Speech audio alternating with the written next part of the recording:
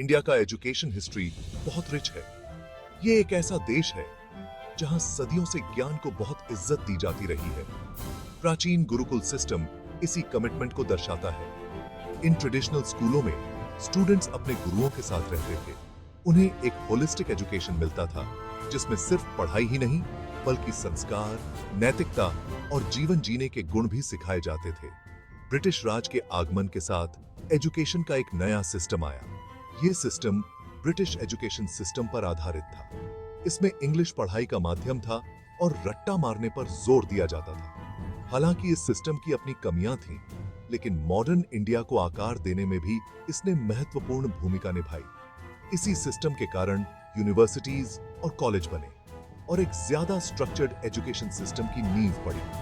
1947 में आजादी मिलने के बाद इंडिया ने नेशन बिल्डिंग में एजुकेशन की अहमियत को पहचाना। गवर्नमेंट ने एजुकेशन तक लोगों की पहुंच बढ़ाने के लिए एक महत्वाकांक्षी मिशन शुरू किया।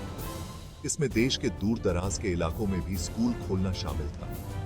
लक्ष्य ये था कि हर बच्चे को, चाहे वो किसी भी बैकग्राउंड से हो, सीखने और बढ़ने का मौका मिले। हालांकि चुनौतियां अभी भी बाकी थीं। औपनिवेशिक शिक्षा प्रणाली की विरासत, जिसमें रट्टा मारना और समाज के कुछ वर्गों के लिए सीमित पहुंच पर जोर दिया जाता था, अपनी छाप छोड़े हुए थी। जैसे ही इंडिया ने 21वीं सदी में कदम रखा, यह स्पष्ट हो गया कि इसके एजुकेशन सिस्टम को नए सिरे से बनाने की जरूरत है। समय की मांग एक ऐसे एजुकेशन सिस्टम की थी जो अपने नागरिकों को तेजी से ग्लोबलाइज होती दुनिया में आगे बढ़ने के लिए जरूरी स्किल्स और नॉलेज से लैस कर सके। आज इंडियन एजुकेशन सिस्टम एक बहुत बड़ा और कॉम्प्लेक्स स्ट्रक्चर है। इसे मोटे तौर पर 3 लेवल में बांटा गया है: प्राइमरी, सेकेंडरी और हायर एजुकेशन। हर लेवल देश के भविष्य को आकार देने में अहम भूमिका निभाता है।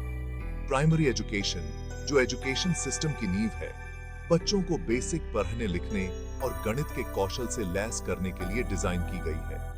यह स्टेज, जो आमतौर पर 6 से 14 साल की उम्र तक होती है, भाषाओं, गणित, विज्ञान और सामाजिक विज्ञान में एक मजबूत नींव बनाने पर केंद्रित होती है। 2009 में पास हुआ राइट टू एजुकेशन एक्ट इस आयु वर्ग के सभी बच्चों के लिए मुफ्त और अनिवार्य शिक्षा को एक मौलिक अधिकार बनाता है, जो यूनिवर्सल प्राइमरी एजुकेशन की दिशा में एक महत्वपूर्ण कदम है। सेकेंडरी एजुकेशन, जो 14 से 18 साल की उम्र तक होती है, प्राइमरी स्कूल में रखी गई नींव पर आगे बढ़ती है। स्टूडेंट्स सब्जेक्ट्स को और गहराई से पढ़ते हैं और अक्सर साइंस, कॉमर्स या ह्यूमैनिटीज जैसी कोई एक स्ट्रीम चुनते हैं। यह स्टेज स्टूडेंट्स को हायर एजुकेशन या वोकेशनल ट्रेनिंग के लिए तैयार करती है। स्टूडेंट्स को जॉब के लिए तैयार बनाने के लिए करिकुलम में प्रैक्टिकल स्किल्स और रियल वर्ल्ड एप्लीकेशन को शामिल करने पर जोर दिया जा रहा है। हायर एजुकेशन में अंडर ग्रेजुएट, पोस्ट ग्रेजुएट और डॉक्टरल स्टडीज शामिल हैं। इंडिया में हायर एजुकेशन के कई सारे ऑप्शन हैं, जहां यूनिवर्सिटीज, कॉलेज और टेक्निकल इंस्टीट्यूट कई तरह के कोर्स ऑफर करते हैं। रिसर्च और इनोवेशन पर बढ़ता जोर है, जहां इंस्टीट्यूट स्टूडेंट्स को नॉलेज की सीमाओं को आगे बढ़ाने के लिए प्रोत्साहित करते हैं। हालांकि इंडिया ने एजुकेशन तक लोगों की पहुंच बढ़ाने में काफी तरक्की की है, लेकिन शहरी और ग्रामीण इलाकों के बीच एक बड़ा अंतर अभी भी बना हुआ है। एजुकेशनल अपॉर्चुनिटीज में यह असमानता एक प्रमुख चिंता का विषय है, जिस पर ध्यान देने की जरूरत है। शहरी इलाके, जहां संसाधन और इंफ्रास्ट्रक्चर ज्यादा हैं, एजुकेशन के ज्यादा ऑप्शन देते हैं। शहरों में स्टूडेंट्स के पास बेहतर स्कूल, अनुभवी टीचर और ढेर सारी एक्स्ट्रा करिकुलर एक्टिविटीज होती हैं। क्वालिटी एजुकेशन तक यह पहुंच अक्सर बेहतर करियर और ज्यादा कमाई के अवसर देती है। इसके विपरीत ग्रामीण इलाकों में अक्सर बेसिक एजुकेशनल इंफ्रास्ट्रक्चर का अभाव होता है। स्कूलों में अक्सर टीचर्स की कमी होती है, उनके पास जरूरी संसाधन नहीं होते हैं और वे स्टूडेंट्स के घरों से बहुत दूर होते हैं।